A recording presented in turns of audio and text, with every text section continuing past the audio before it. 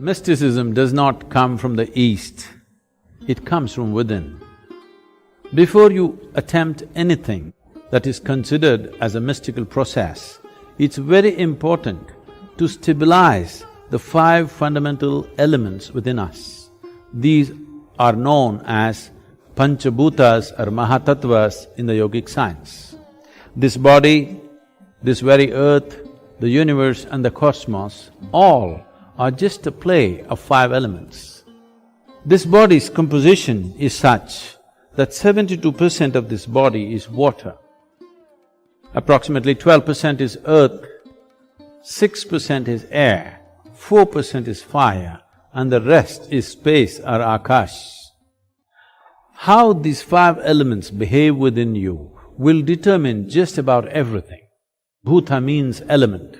Bhuta Shuddhi means to become free from the taint of elements or to cleanse the element. It means to become free from the physical nature. Right now, the physiological and the psychological processes are having a complete grip over most human beings. What we call as our physiology is something that we accumulated.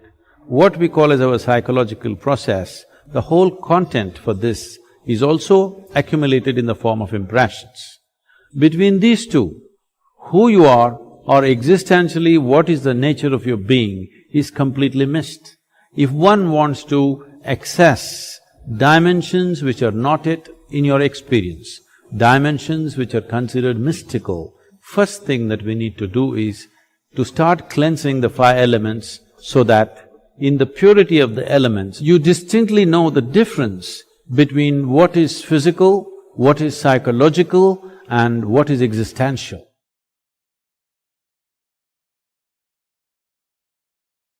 There is substantial evidence today to show that water has a great sense of memory. Everything that happens around a body of water is in some way stored in the water molecules. It is being referred to as a fluid computer. Among the five elements, water acquires the greatest significance because 72% of this body is water. If we take sufficient care about the water that we consume, not just in terms of its purity, it being bacteria-free and those kind of things, but the way the water is kept, in what kind of container you keep it, how you keep it, how you touch it, how you approach it.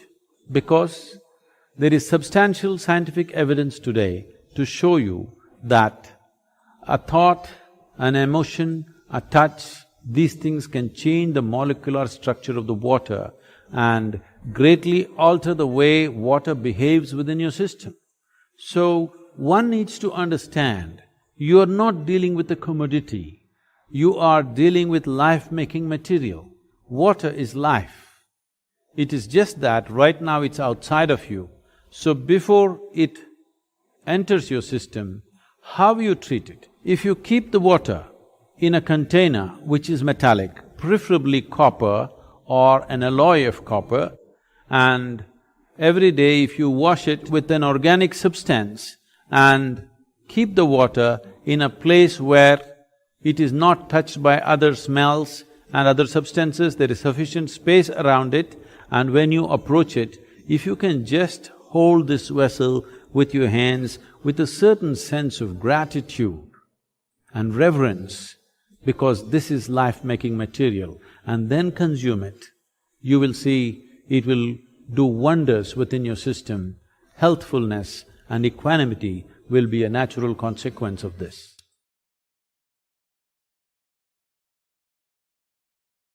The soil that you walk upon has a certain sense of intelligence and memory.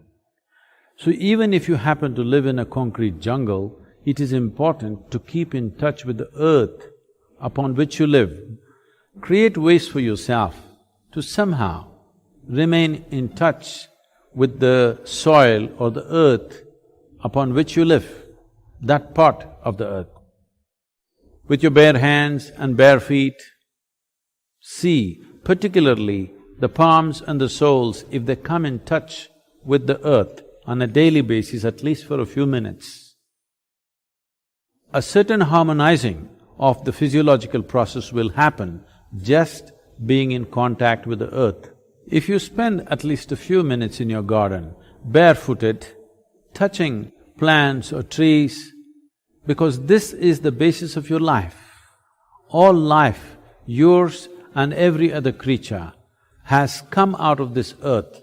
Stay in touch with it and harmonize your system.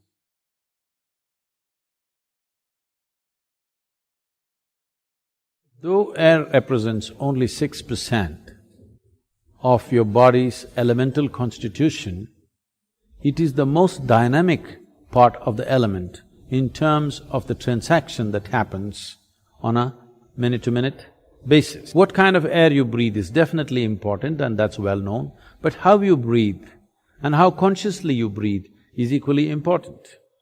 Especially those of you who are living in large cities, the kind of air that you breathe may not be in your hands. So it's good, at least for a few minutes, take a walk in the park, along the lake or the river or whatever is available to you.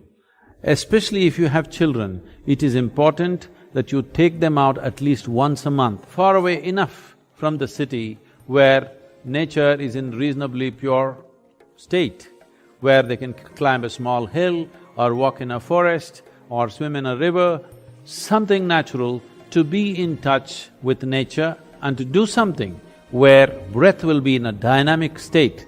This is not just for aerobic exercise, because constant exchange of air is happening from within and without, and the very intelligence in the body will take care of this, that when it senses the air is pure and alive, the way the body breathes is different, you can notice this, and the exchange will happen, cleansing will happen within the system, because breath per se is only 1 to 2% of the air transaction. The rest is happening in many other ways. So if you remain in pure air, it's important that you bring breath to a dynamic state with a certain activity. You don't have to do too vigorous an activity, just enough to see that you're breathing deep enough, slightly deeper than normal is happening to you for a period of time, and especially for growing children, this becomes very important, because this will greatly enhance the body's integrity and strength. But on a daily basis, if you're not able to take yourself out within the house, you can do a simple yogic practice called Nadi Shuddhi to cleanse the breath.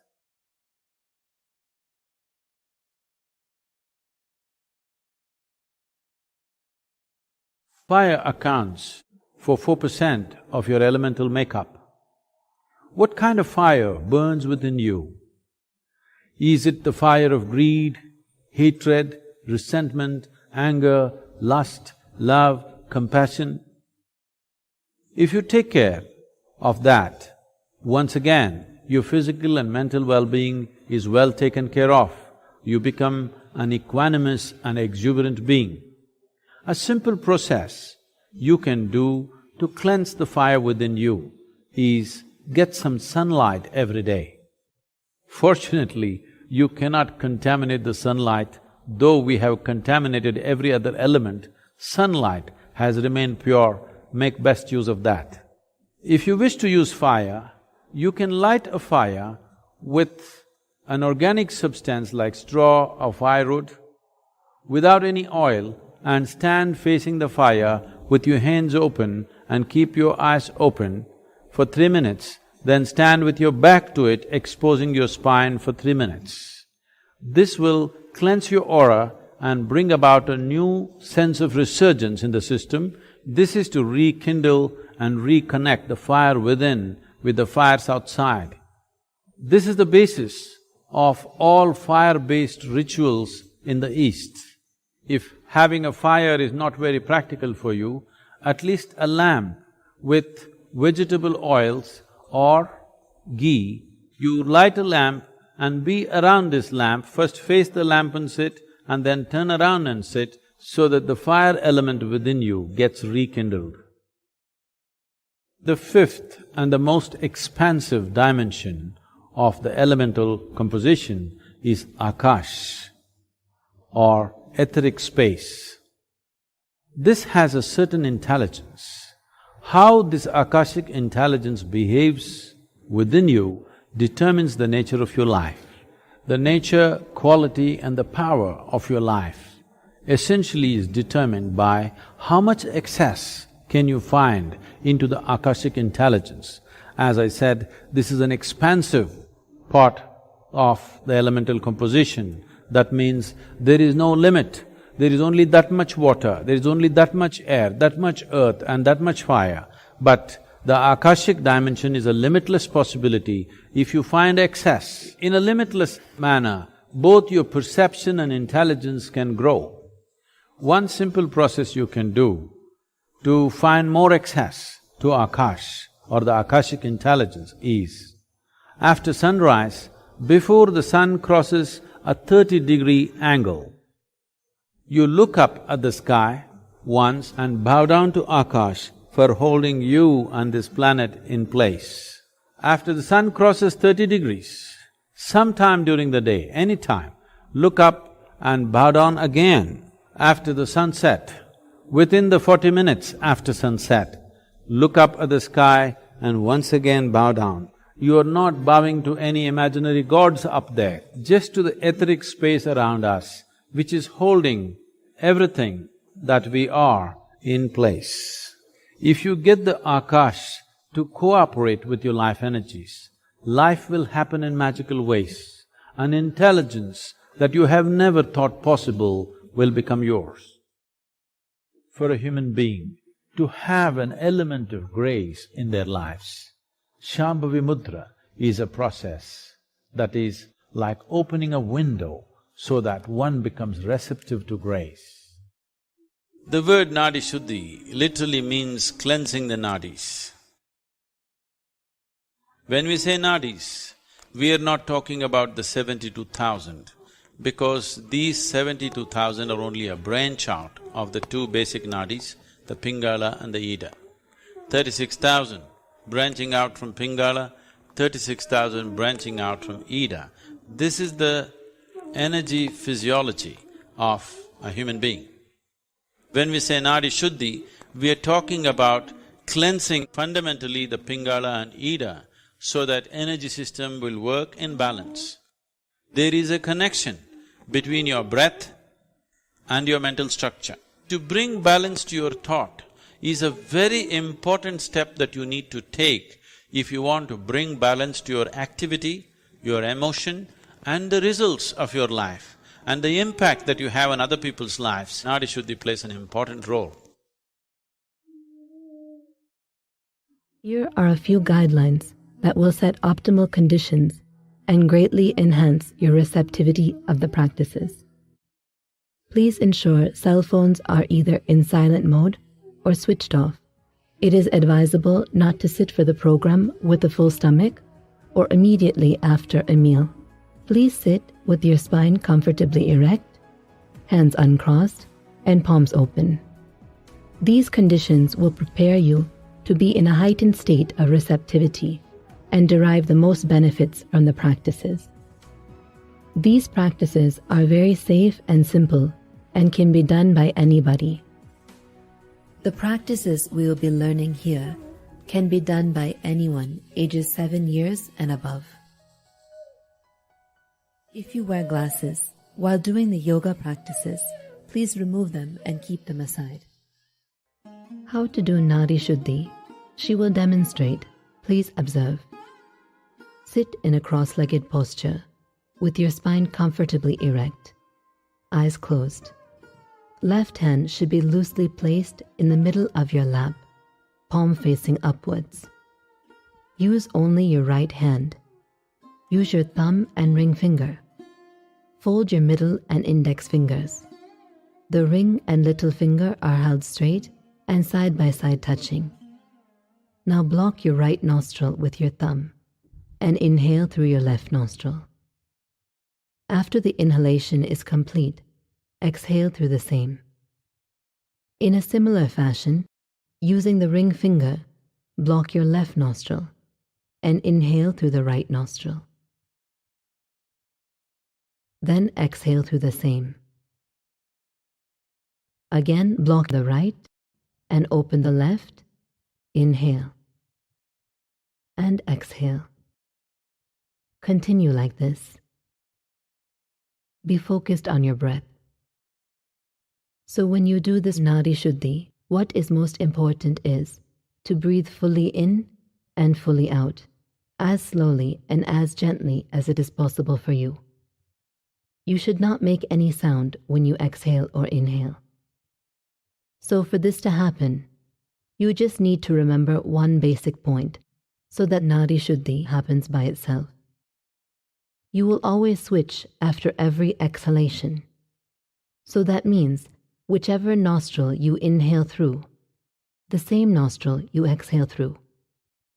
You do Nadi Shuddhi for a minimum of 4 minutes. A few corrections for the practice. Do not keep your left hand on the thigh. The left hand should be loosely placed in the middle of your lap.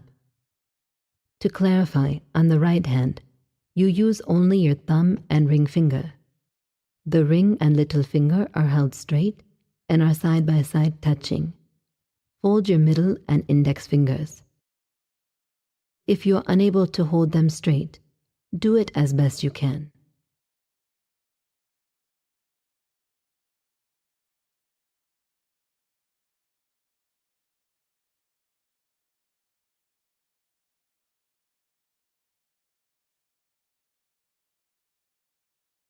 Also, there is a tendency to keep the head down or turn to one side.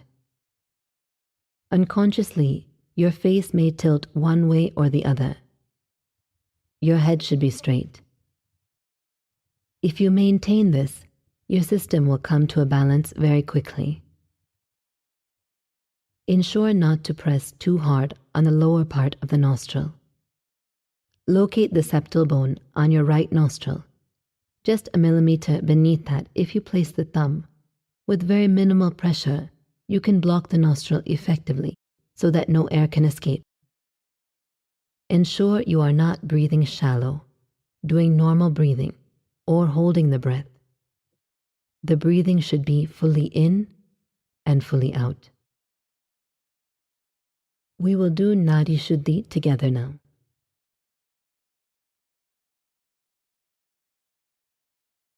Sit in a cross-legged posture with your spine comfortably erect. If you are unable to sit on the floor, you can sit in a chair with your legs crossed at the ankles. Left hand should be loosely placed in the middle of your lap, palm facing upward. Use only your right hand. Use your thumb and ring finger. Fold your middle and index fingers. The ring and little finger are held straight and are side by side touching. Close your eyes. Now block your right nostril with your thumb and inhale through your left nostril. After the inhalation is complete, exhale through the same. Now using the ring finger, block your left nostril and inhale through the right nostril. Then exhale through the same. Again, block the right and open the left. Inhale and exhale. Continue to do this until we ask you to stop. Be focused on your breath.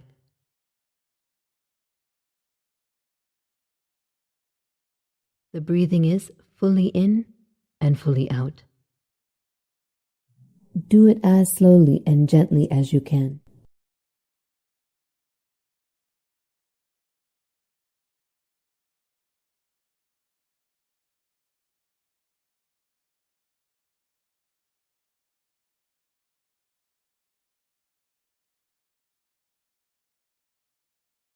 Make sure your spine is comfortably erect.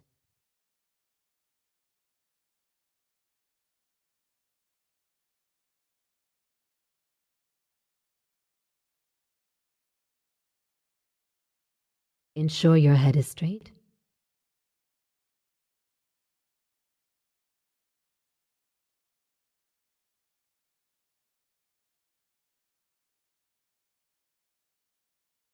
Continue to be focused on your breath.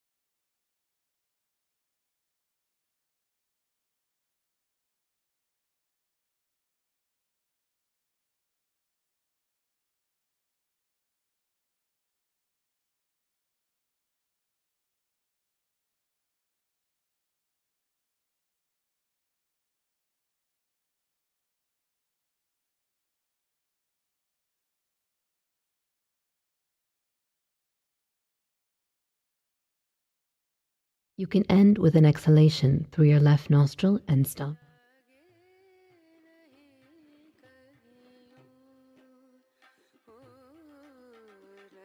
Please slowly open your eyes.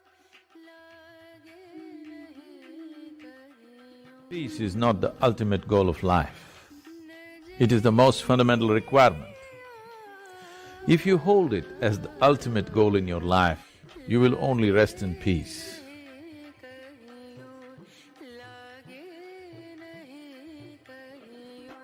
See you soon for more discoveries and learning. Don't forget to subscribe and invite your friends to be part of this community of mutual growth.